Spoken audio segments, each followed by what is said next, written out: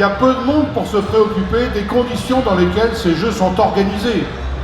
Pour qu'il y ait des Jeux Olympiques, il faut des dizaines de milliers de travailleurs. Nous, on a souhaité un débat autour des JO 2024 parce qu'on va être les premiers vraiment intervenants pour construire ces JO, améliorer les équipements existants et faire sortir de terre les équipements manquants. On pense bien sûr entre autres au village des médias et au village des sportifs.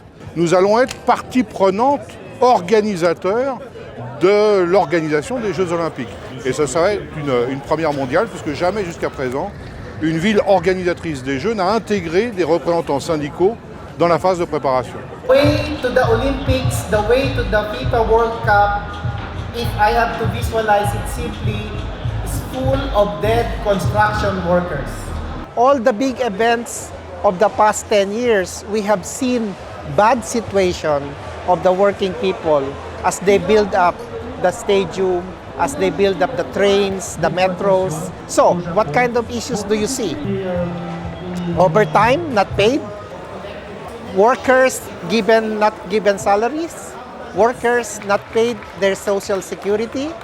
So, and then also given bad living accommodations. On a même vu des fiches de paie à moins de 10 €, c'est-à-dire que le salarié devait payer son employeur.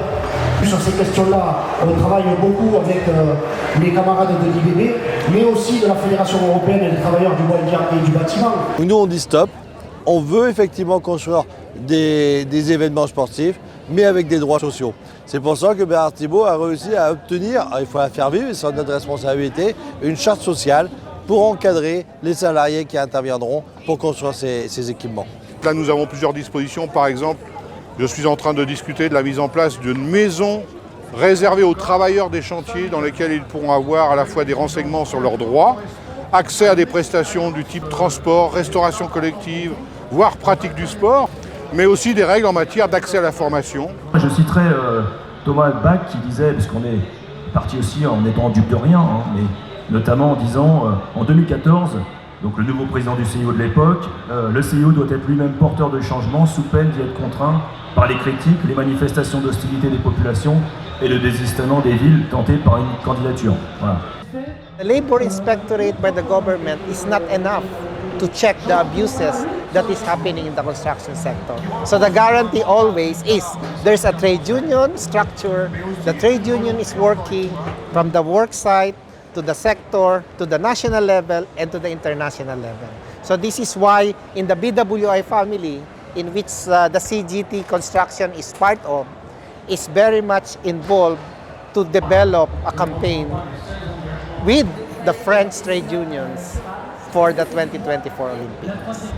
Ces 3 milliards qui sont investis dans les JO, est-ce qu'ils permettront demain à développer le sport sur notre territoire? Est-ce qu'ils seront finalement utilisés? Je pense aux équipements, mais aussi à la dynamique qui va être créée. On est encore sur des vieux gymnases.